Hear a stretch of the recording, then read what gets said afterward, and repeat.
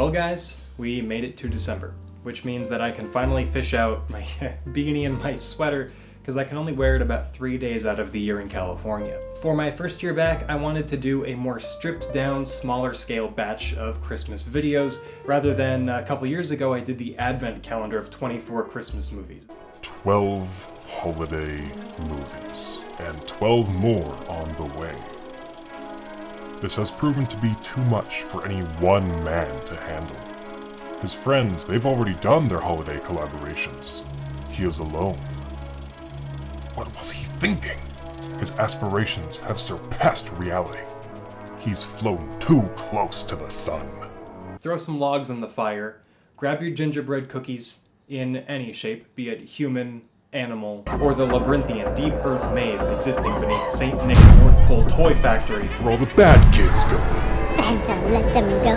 They're only children. And enjoy.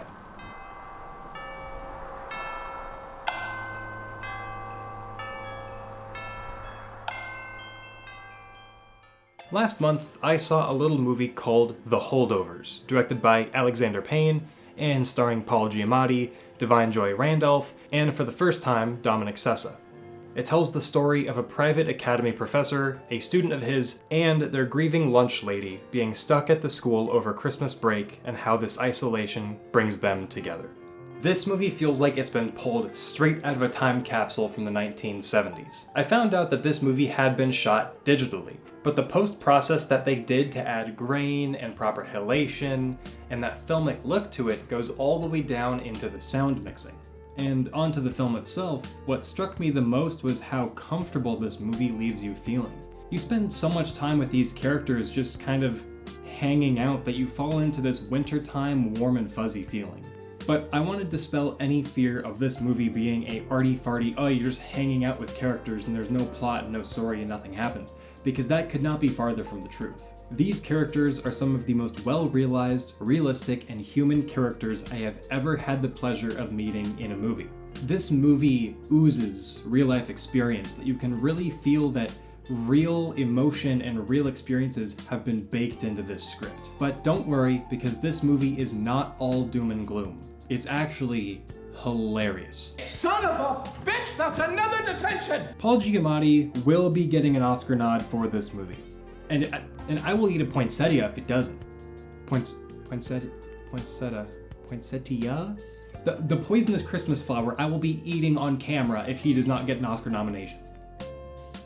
I had my fingers crossed just in case. His character is funny, has a heart of gold, and the way they reveal more and more about him as he bonds with Angus and Mary just further adds to the hilarity and pulls on your heartstrings. I highly recommend this movie to ages all the way down to about 14 to 15 years old. I think that anyone younger than that might grow a little bit restless during this film, and they probably wouldn't be able to appreciate a lot of what's on display and what's being told to them.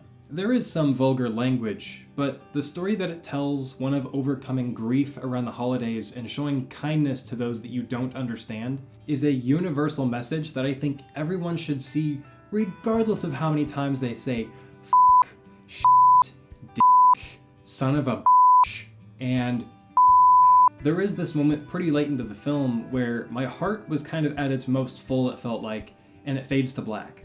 And it does fade back up and wrap up the story and all that, but in that moment, I had so wholly given myself over to this film, just getting to know these characters as they're going through these trials during Christmas time, that I would have given it a perfect 10 out of 10 if it had ended at that early point. Like, plot lines and character lines be damned, don't finish any of that. But the movie does wrap up, have a couple scenes at the end that I still think makes it a perfect 10 out of 10, but it could have been like a 12 out of 10 if it had ended early, but that's just me. So, if you are looking for a cozy Christmas movie that has just a little bit of edge... I thought all the Nazis were hiding in Argentina. Stifle it, Tully. To match your spiked eggnog you snuck into the theater, which I don't officially condone, but let me tell you, watching this movie in a theater with strangers and laughing and feeling emotions with people is underrated, and people forgot what that's like after COVID. So we got to bring that back. You need to go see this movie. It feels straight out of the 1970s, and it will leave your sides aching and your heart full just in time for Christmas.